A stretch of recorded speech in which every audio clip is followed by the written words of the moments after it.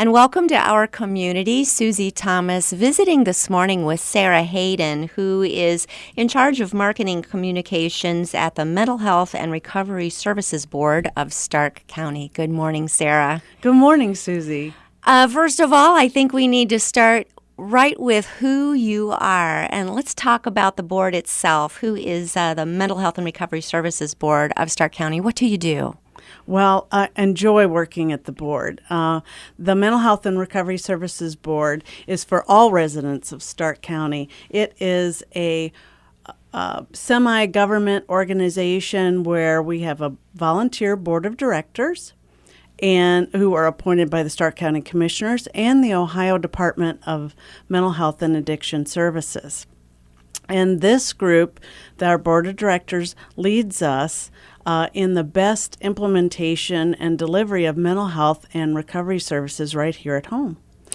So now, does this mean that someone needs to have been sent to you by a doctor? Can someone say, oh, I think I'm just very interested in finding out what their services are for a family member or a loved one?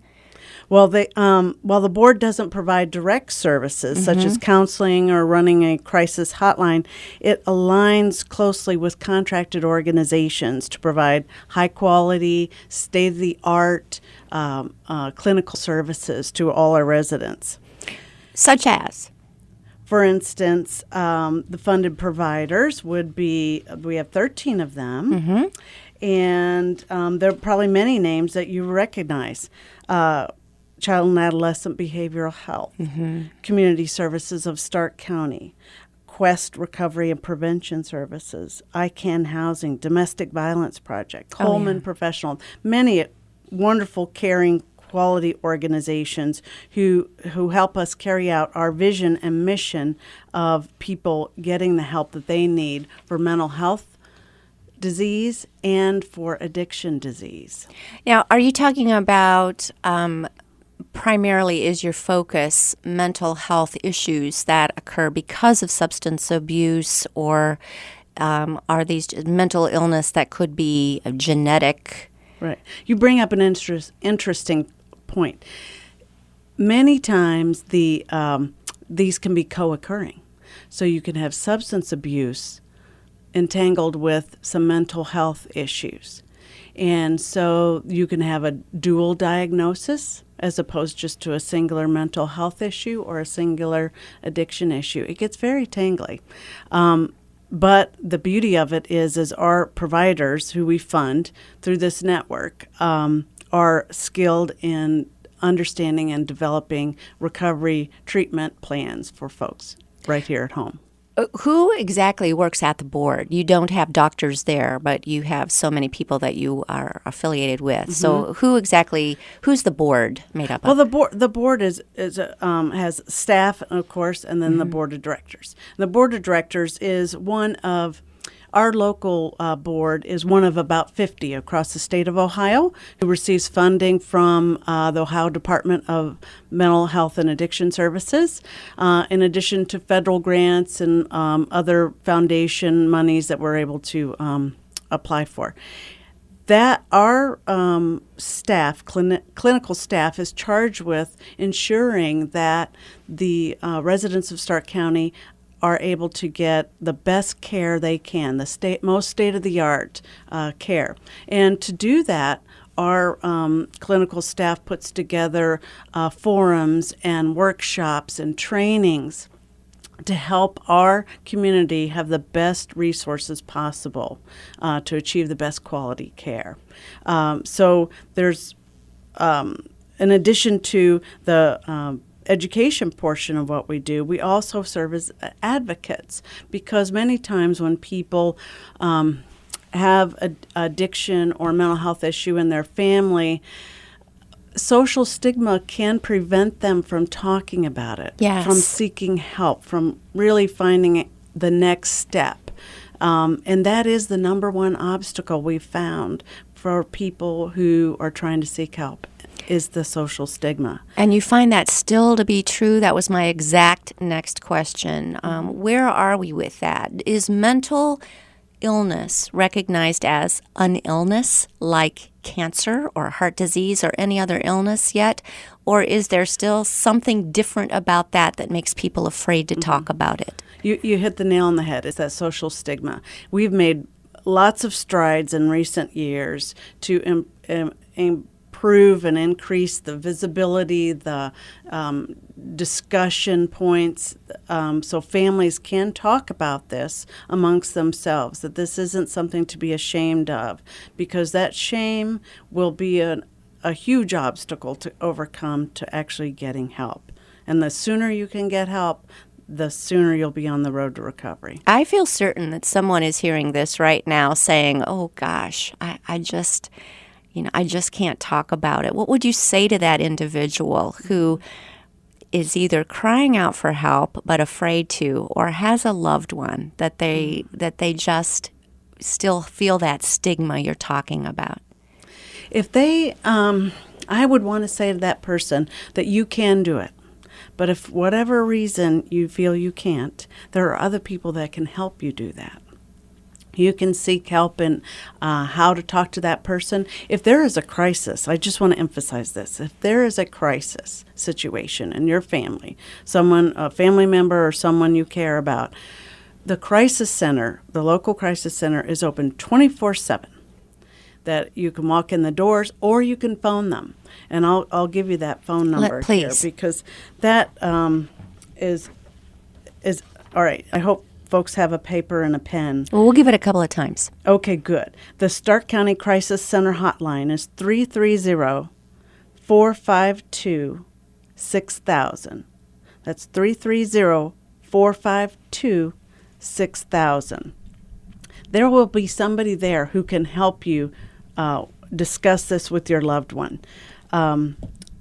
Your loved one can also phone in and get the help that they need.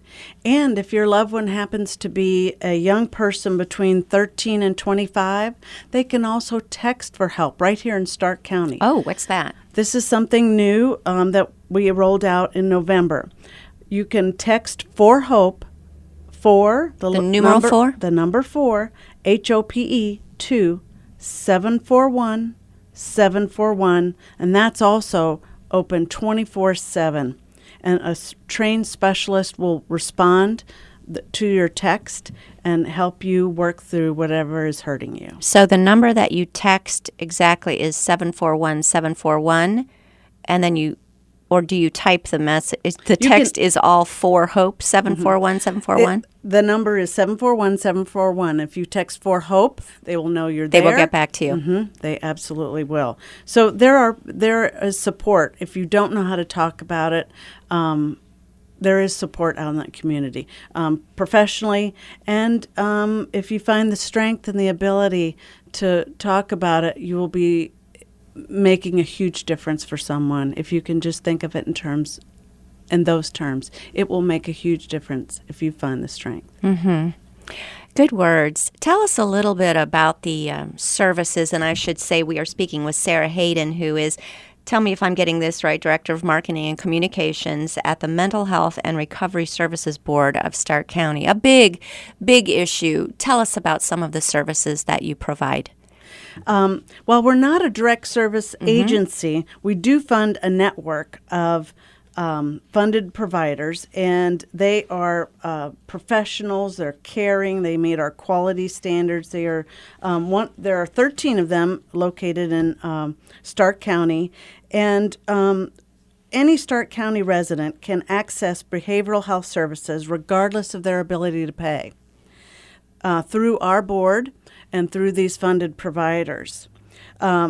Many of the providers accept various insurance programs, including Medicare and Medicaid, and Stark County residents that are not covered by one of those options can receive services. I want to emphasize that no one is turned away. They can receive services. Either the board will support or subsidize their services, or we'll find an insurance alternative for them. And this is through taxpayers, that this is a government agency that provides this for all of the population in Stark County. That is true, absolutely. Let's go ahead and tell all of those 13 again, because it's an impressive list that you started to give there. Let's review that. I'll go alphabetically. Okay. Canton Community Kids Summit Against Drugs, Child and Adolescent Behavioral Health, Community Services of Stark County, Crisis Intervention and Recovery Center, Coleman Professional Services, Domestic Violence Project, ICANN Housing, Make a Way,